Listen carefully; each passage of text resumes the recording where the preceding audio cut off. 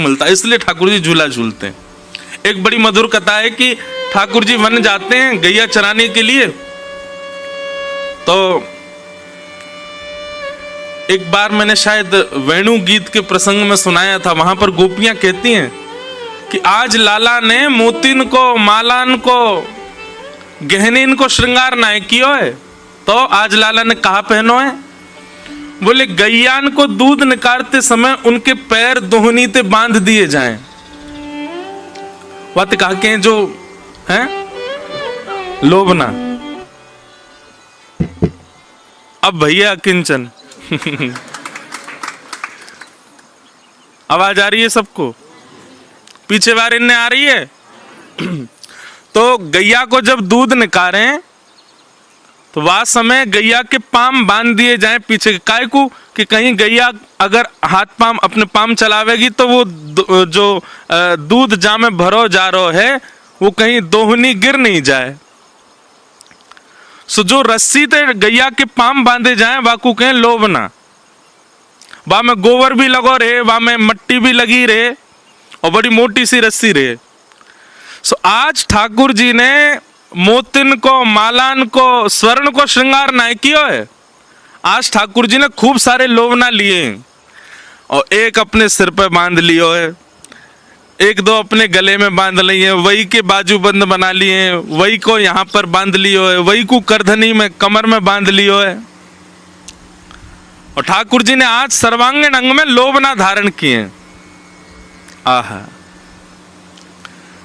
वेणु गीत का श्लोक है, मुझे श्लोक याद नहीं है, पर वहां पर गोपियां कहती हैं आज ठाकुर जी कितने सुंदर लग रहे हैं। क्यों? अरे सखी देखो, कोई श्रृंगार ऐसा नहीं है। आज को श्रृंगार तो प्रसाद बांट रहा है। मतलब बोले ठाकुर जी जब चल रहे हैं तो गले में पहनी भई रस्सी, हाथन में पहने भई बाजूबंद, कड़ूलान के रूप में लोभना, उन सबन में मट्टी और गोबर जो लग रहा का है वो ठाकुर जी के चलवे ते नेक नेक गिर रहे हो है और ठाकुर जी के अंग पे भी लग रहे हो है। कितने सुंदर लग रहे हैं ठाकुर जी। तभी वर्णन करते हैं कि आज ठाकुर जी जैसे ही वन में गए, सावन को महीना, हवा चलना ही रही, सो ठाकुर जी को सर्वांगीण अंग जो है का है वो गीला है, गो पसीनाते प्रश्वेत के बिंदुनते। ठाकुर जी बोले हे मधुमंगल श्री दामा, बहुत जोर की गर्मी लग रही है यार, कछु करो। भाई लाला तू अपने सबरे लोभना उतार दे। सो ठाकुर जी ने अपने सिर पे पहनो भयो, हाथन में, कलेन में, सब जो भी गैयान की रस्सी हिकाई पाम बांधवे की सब दे दें मधुमंगल को। तो मधुमंगल ने एक ते एक दूसरी गुर्र गांठ बांध करके और पेड़ पे एक रस्सी डाली और नीचे गुर्र गांठ बांध के एक तरफ ते एक पैर ते ठाकुर जी चढ़ गए, दूसरी तरफ ते मधुमंगल चढ़ गए और यहाँ श्रीदामा आदि सब सखा व रस्सी को पकड़ करके दोनों को झोटा दे रहे हैं, झुला रहे हैं। जैसे ही झूला झूलना प्रारंभ कियो और ऐसे मौसम में ठाकुर जी को नेक सुंदर व्यार को अनुभव भयो, तो ठाकुर जी को एक स्वभाव है, जैसे ही कछु ठाकुर जी को भाव है, ठाकुर जी के तुरंत मन में आ जाए कि ये तो श्री जी को प्रस्तुत होना चाहिए, ये तो हमारी श्यामा जी की सेवा में जाना चाहिए। झूला झूलते झूलते ठाकुर जी बोले मधुमंगल तेरे संग आनंद ना आ रहा, तू उतर जा और सुन। श्यामा जी को निमंत्रण दिया, उनको बुलाया, देख कितना सुंदर आनंद आ रहा है। मधुमंगल बोला हम्मेदारी के झूला बनाया हमने, सब करो हमने और झुलावे को श्यामा जी को। अरे तो को बाद में झुला लूंगा, तू उनको बुलाएला। आहा, राधे झूलन पधारो घेर आए बदरा, घेर आए बदरा, घेर आए बदरा, घेर आए बदरा, घेर आए बदरा, श्यामा झूलन पधारो घेर आए बदरा। किशोरी जी अपनी सब सखीन के संग आई हैं। जैसे ही ललता विशाखा ने आकर के देखी, कोरी रस्सी पड़ी है बस। क्या करोगे लाला? बोले यहाँ पे श्यामा जी को बैठाओ, उनको झूला झुलाएंगे। अरे तुम्हें नेक शर्म नहीं आई है? इतनी निष्ठुर रस्सी पे हमारी कोमल सी किशोरी जी को बैठाओगे? श्रम है जाएगो लाडली जी को। किशोरी जी के श्रम को भाव सुनते ही सबन में होड़ लगी है महाराज। सब जा रहे हैं और ढूंढ ढूंढ के सामग्री ऐसी ला रहे हैं कि वह झूला को इतनो सुगम बना दें, इतनो सुंदर बना दें कि हमारी श्यामा जी को श्रम नहीं हो। कहीं ते लता लेके आए, कहीं ते ऐसी बेल लेके आए, कहीं ते सुंदर सुंदर पुष्प लेके आए और सब सखी सहचरीन ने सुंदर झूला तैयार किया और वहां पे सुंदर एक पाटो बिछा करके और किशोरी जी को बैठाया हुआ है। और किशोरी जी को बैठा करके श्री ठाकुर जी झुला रहे हैं। बड़े सुंदर सुंदर पद हैं हिंडोला के, सुनाएंगे अभी 7 तारीख को तो सुनाएंगे ही वृंदावन में। यहां पे भी बीच बीच में लेंगे भाव। ठाकुर जी झुलाते झुलाते जैसे ही वेग नेक तेज होवे झूला को, सोई उछल करके बैठ जाएं किशोरी जी के बगल में और दोनों मधुर हिंडोला झूल रहे हैं। तो जब सखीन के समीप जावे हिंडोला तो वास्तव में तो सखीन को मन रूपी मयूर नृत्य करे, क्योंकि संयोग है रहे है।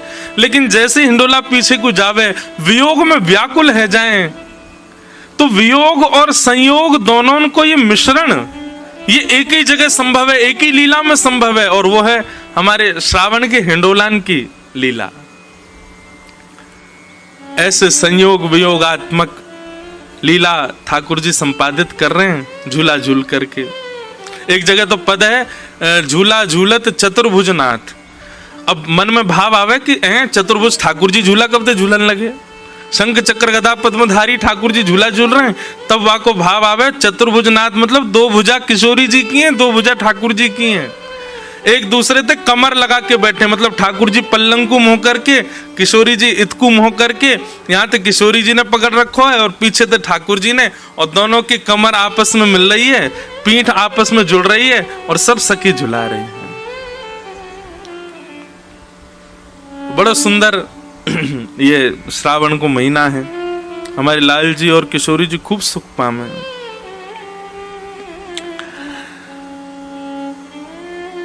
आओ अब कथा क्रम में हम लोग चलें। जो विषय लेके चल रहे हैं उस विषय में ही आगे की चर्चा करेंगे।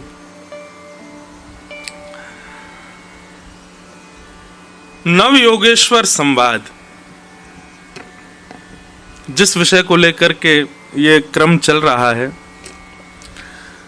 राजा निमि अपने प्रश्न कर रहे हैं और 9 योगेश्वर उनके प्रश्नों का उत्तर दे रहे हैं। कल राजा निमि ने प्रश्न किया था कि महाराज भागवत धर्म किसको कहते हैं। तब कवि नाम के योगेश्वर ने उत्तर देते हुए कहा कि भगवत प्राप्ति, ठाकुर जी अपनी प्राप्ति का साधन जो बताते हैं, उस साधन का पालन करने वाला व्यक्ति ही भागवत धर्मावली है।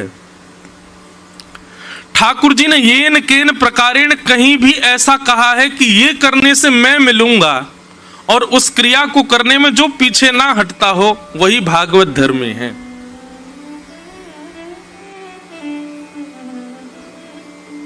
कहो तो कुसुमल साड़ी रंगावा, कहो तो भगवा भेष, कहो तो मोतियन मांग भरावा, कहो तो मोतियन मांग भरावा, कहो छिटकावा केश बाला, कहो छिटकावा केश बाला, मैं बैरागन हूँगी, मैं बैरागन। ये भागवत धर्मावली है। मीराबाई क्या कह रही हैं? कहो तो कुसुमल साड़ी रंगावा। किसी पीत वस्त्र पहने हुए महात्मा को देखती हैं तो मीराबाई पूछती हैं, आपने सारे वस्त्र पीले क्यों पहने हैं? इनको पहनवे को अभिप्राय क्या है? संत कहते हैं कि इन वस्त्रों को धारण करने से प्रमाणित होता है कि हम ठाकुर जी के हैं। आहा, मीराबाई दौड़ करके गई, जहां भी पीले वस्त्र मिले वही पहन के आ गई। सब घर के कह रहे हैं, अरे मीरा, तू राजघराने की थोड़ी तो मर्यादा देखा कर, क्या पीले पीले वस्त्र पहन करके जोगन बन के घूम रही है। बोले एक संत मिले थे सुबह, वो कह रहे थे कि पीले वस्त्र पहनने से हम ठाकुर जी के ये प्रमाणित हो जाता है। आहा, किसी को देख करके मीराबाई ने देखा बड़ा सुंदर श्रृंगार किया है। पूछा कि आपने श्रृंगार क्यों किया? बोले कि दुनिया के लोग श्रृंगार करते हैं कि हमसे कोई रीझ जाए, कोई व्यक्ति रीझे, कोई संसारी व्यक्ति रीझे, पर मेरा श्रृंगार तो इसलिए कि श्याम सुंदर रीझे।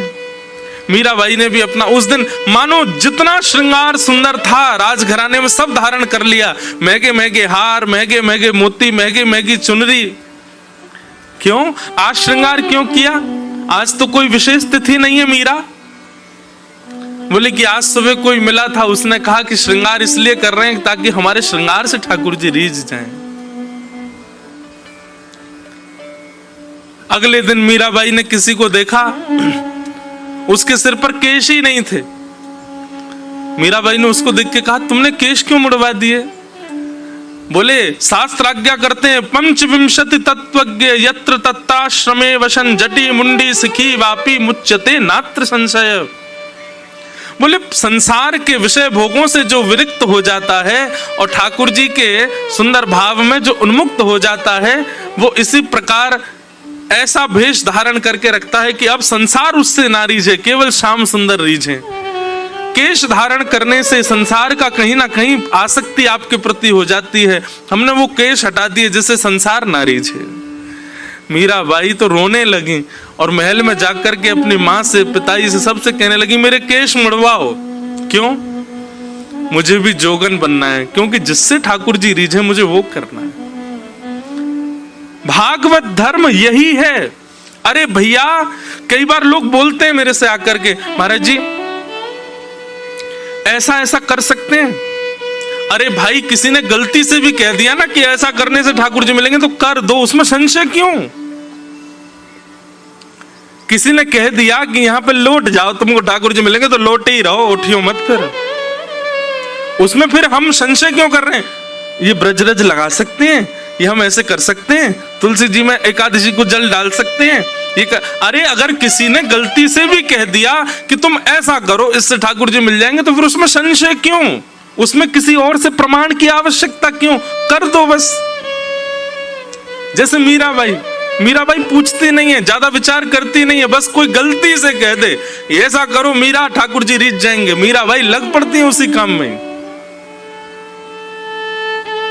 जिन भेषा मारो सावरो रीझे, जिन भेषा मेरो सावरो रीझे, जिन भेषा राधा रमण जुरी छे, जिन भेषा राधा रमण, मैं सो ही भेष धरूंगी, हो मैं तो सो ही भेष धरूंगी, हाँ मैं तो सो ही भेष धरूंगी, हो मैं तो सो ही भेष धरूंगी। अरे हाँ, मैं बैरागन हूँगी,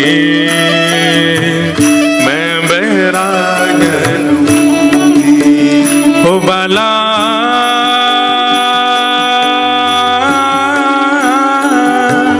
मैं बैरागन हूँगी, मैं बैरागन हूँगी, मैं बैरागन। श्री राधा रमण लाल की।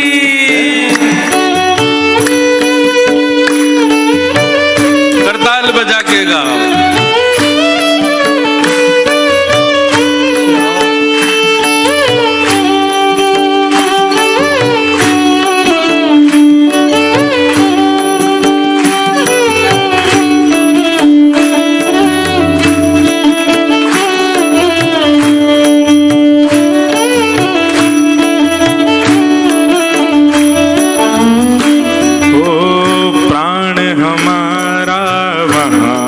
बसत है, प्राण हमारा वहाँ बसत है, प्राण हमारा वहाँ बसत है, प्राण हमारा वहाँ बसत है।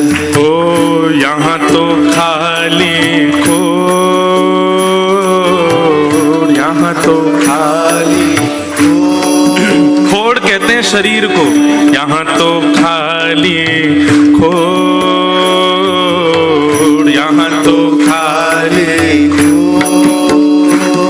ओ मात पिता परिवार सोई है, मात पिता परिवार खोई है, मात पिता परिवार सोई है, मात पिता परिवार सोई है। ओ कहिए तिनका तोड़ बाला, कहिए तिनका ओ बाला, कहिए तिनका तोड़ बाला। पर हाँ मैं बैरागन हूँगे, मैं बैरागन ओ बाला,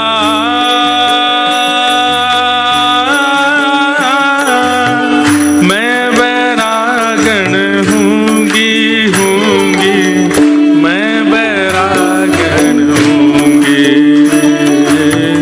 मैं बैरागन ओ मैं बैरागन हूँगी, मैं बैरागन। एक बालक ने मुझसे एक प्रश्न किया, बोले महाराज जी यदि हम मीराबाई का अनुसरण करें तो कई जगह शास्त्रों की बात और मीराबाई की करनी मेल नहीं खाती, माता पिता की आज्ञा की अवहेलना होती है, पति परिवार कुल कानी उन सब का त्याग करना पड़ता है, तब जाकर के मीराबाई जैसा भाव संपन्न हो सकता है। बहुत ध्यान से सुनना। और वहीं शास्त्र कहते हैं माता पिता की आज्ञा मानो, आदि आदि व्यवहार निभाओ, संसार में जिस काम से आए हो वो करो। इसमें एक उत्तर समझ में आता है, बहुत ध्यान से सुनना। यदि आपके चित्त में किंचित भी संशय उत्पन्न हो रहा है अपनी भक्ति के प्रति कि कहीं मैं गलत तो नहीं कर रहा, अपनी भक्ति पर एक क्षण के लिए भी यह भाव आता है कि कहीं हम गलत तो नहीं कर रहे हैं, तो आपको अपराध लगेगा। पर मीराबाई को तो पूर्ण विश्वास था कि वो जो कर रही हैं वो परम शुद्ध है, परम सत्य है और परम सात्विक है। उनके चित्त में किंचित भी संशय नहीं आता था। भले ही शास्त्रों में कहीं कहीं ये बात है कि भाई पति के भाव मानो, कुल खानदान में रहो, अपनी मर्यादाओं का पालन करो, माता पिता की आज्ञा सर्वोपरि है, आदि आदि। पर मीराबाई अपने सुख का विचार ना करते हुए अपनी भक्ति को प्रधान मानकर के सब क्रिया करती हैं, और उसमें उनको कोई संशय नहीं होता कि मैं जो कर रही हूं ये गलत है। ये संशय ही नहीं है, उनके चित्त में ही नहीं आता। इसलिए मीराबाई अपराध विमुक्त हैं। पर आप कोई क्रिया करते हो और आपको तुरंत मन में आ जाता है कि ये कहीं गलत तो नहीं, आपको अपराध लग सकता है। इसलिए आप शास्त्र की बात ही मानो, आप गुरुजनों की आज्ञा ही मानो। आप उस स्थिति में नहीं पहुंचे जिस स्थिति में मीराबाई है। मीराबाई तो कहती हैं, मीराबाई को सब कहते हैं, बोले कि तुम ठाकुर जी का गुणगान गाना बंद कर दो। अरे जिसके घर में रहती हो वही तुम्हें विष देना चाहता है, मत गाया करो। मीराबाई कहती हैं, अब उनका भाव देखो। मीराबाई कहती हैं, अगर राणा यानी कि उनके देवर जब पति पधार गए मीराबाई को, उसके बाद मीराबाई कहती हैं, राणा अगर मुझसे रूठ गया तो ज्यादा से ज्यादा क्या करेगा, मुझे अपने घर से निकाल देगा, अपने महल से निकाल देगा। लेकिन ठाकुर जी रूठ गए तो उनका तो पूरा ब्रह्मांड है, मैं जाऊंगी कहां फिर। मैं तो गोविंद रा गुण गासूं, राणा जी रूठे तो मने काय कर से।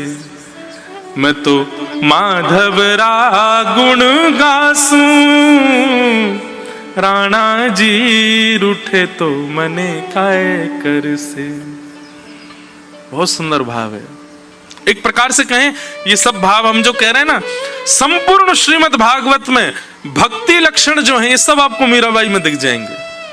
संपूर्ण भागवत में भक्ति लक्षण जो हैं, ये सब आपको श्री सूरदास जी में दिख जाएंगे, श्री कृष्णदास में। ये जितने भी भक्त लेवल के जितने भी वैष्णव हैं, जिनकी हम चर्चा कथा में करते हैं, इन सब के जीवन को देखोगे, इन सब में वो गुण दिख जाएगा जो भागवत में एक भक्त को करने चाहिए।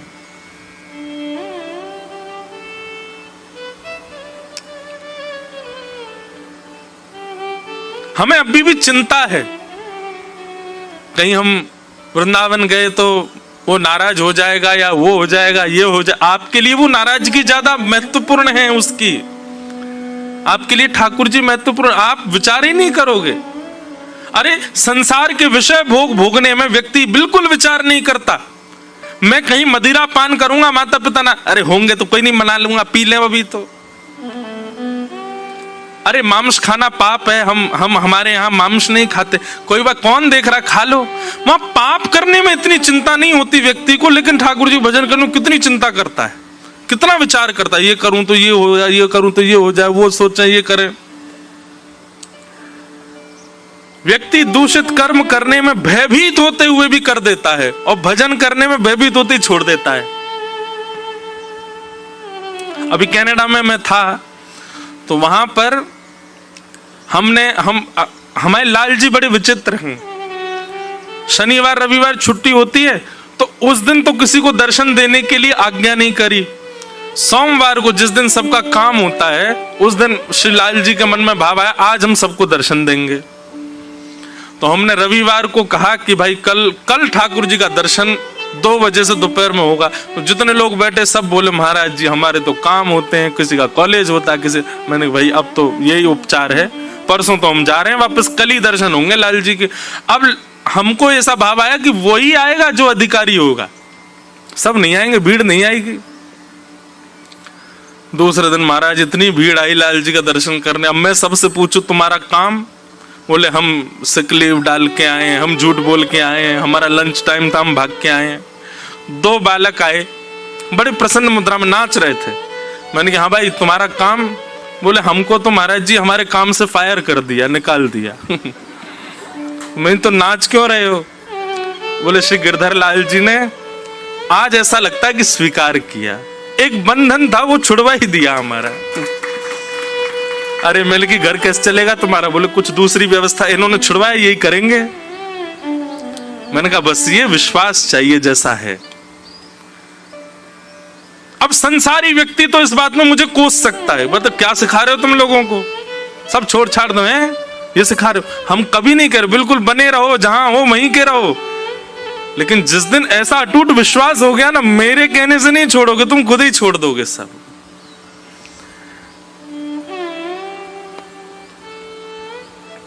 तो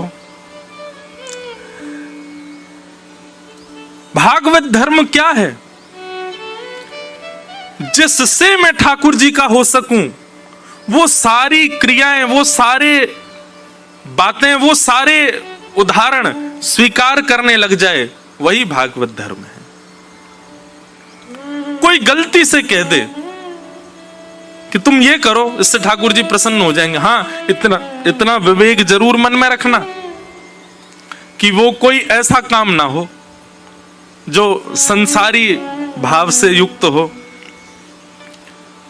कार्य कोई ऐसा हो जिसमें आपकी व्यवस्था कट रही हो, जिसमें आपकी सुख समृद्धि नष्ट हो रही हो और उससे ठाकुर जी प्राप्त हो रहे हो, तो उसमें विचार मत करो, कर दो। लेकिन उद्देश्य यही होना चाहिए कि मैं ठाकुर जी को प्राप्त करूं, बस।